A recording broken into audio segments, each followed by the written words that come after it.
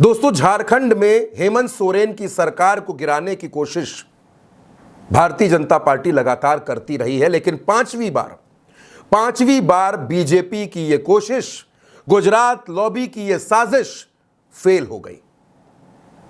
दोस्तों, हेमंत सोरेन जब सलाखों के पीछे गए तो उन्होंने अपने परिवार के और पार्टी के सबसे भरोसेमंद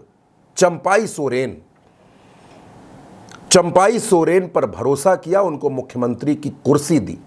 लेकिन जब हेमंत सलाखों के बाहर आए तो उन्होंने चंपाई सोरेन से इस्तीफा लिया और खुद मुख्यमंत्री बन गए। आज की तारीख में हेमंत सोरेन और कल्पना सोरेन दोनों मिलकर जेएमएम को मजबूत कर रहे हैं और ये कोशिश कर रहे हैं कि एक बार फिर से जेएमएम की सरकार झारखंड में बने। अब दोस्तों, बात है चंपाई सोरेन की। पिछले तकरीबन 130 से 140 घंटों में, यानी पिछले 3 से 4 दिन के घटनाक्रम में पूरी तरह से जो केंद्र बिंदु है वो चंपाई सोरेन रहे। चंपाई सोरेन सरायकेला में थे, फिर कोलकाता पहुंचते हैं, दिल्ली पहुंचते हैं, फिर सरायकेला वापस आते हैं। पूरी कोशिश चल रही थी कि क्या किया जाए।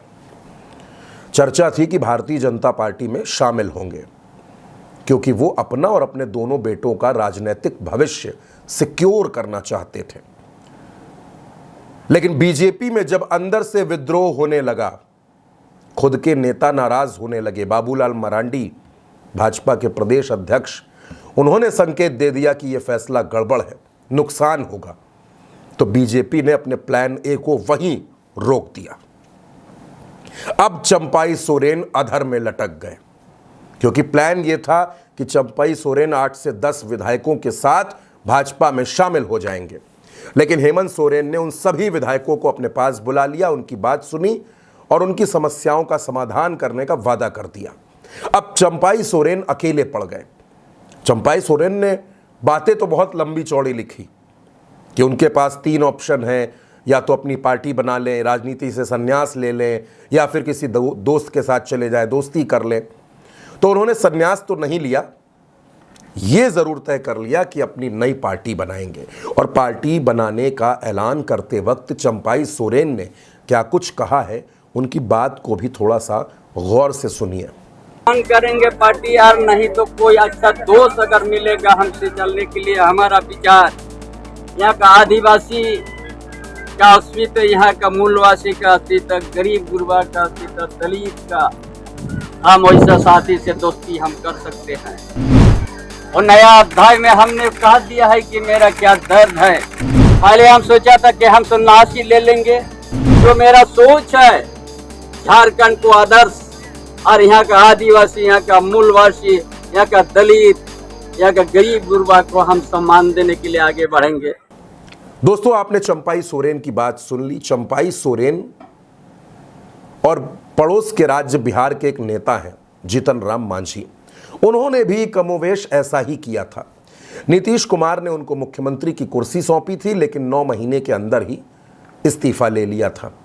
उसके बाद जीतन राम मांझी ने नीतीश पर खूब आरोप लगाए, अपनी पार्टी बना डाली और फिर बीजेपी के साथ गठबंधन कर लिया, एनडीए का हिस्सा हो गए। आज नरेंद्र मोदी की सरकार में है, मंत्री हैं,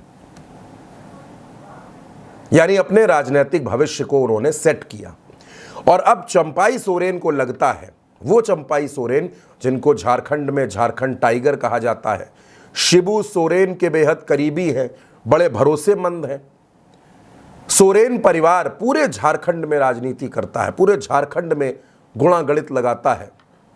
लेकिन कोल्हान में, या मैं आपसे ये कहूं कि कुछ जिलों में, पश्चिमी सिंहभूम में, पूर्वी सिंहभूम में, सरायकेला में, इन इलाकों की पूरी जिम्मेदारी चंपाई सोरेन के कंधों पर रहती है। चंपाई सोरेन ने राजनीति में कोई बहुत बड़ा करिश्मा नहीं किया, या कोई बहुत बड़े मार्जिन से वो चुनाव नहीं जीते, कुछ हजार से, कुछ सैकड़ा वोटों से चुनाव जीते, लेकिन उनकी वजह से जेएमएम को कई सीटों पर फायदा होता था।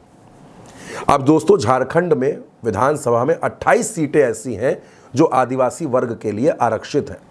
इनमें से 22 सीटों पर महागठबंधन के विधायक हैं और उनमें से भी 17 सीटों पर जेएमएम के विधायक हैं।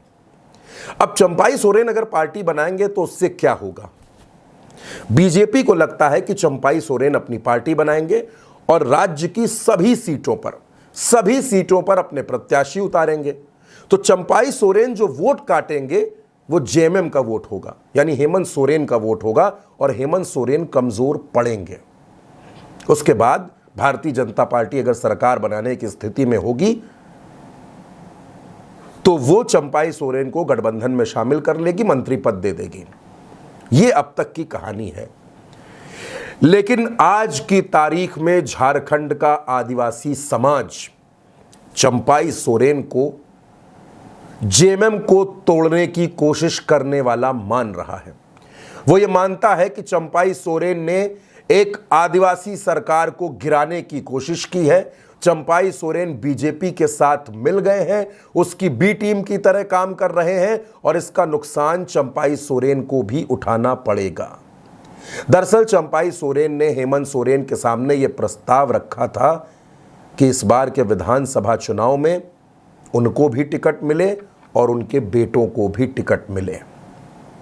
हेमंत सोरेन ने साफ तौर पर कह दिया कि विधानसभा का टिकट एक ही मिलेगा। अगर आप चाहते हैं कि बेटा विधायक बने तो आपको अपनी सीट छोड़नी पड़ेगी, आप चुनाव मत लड़िए, हम आपके बेटे को मौका दे देंगे।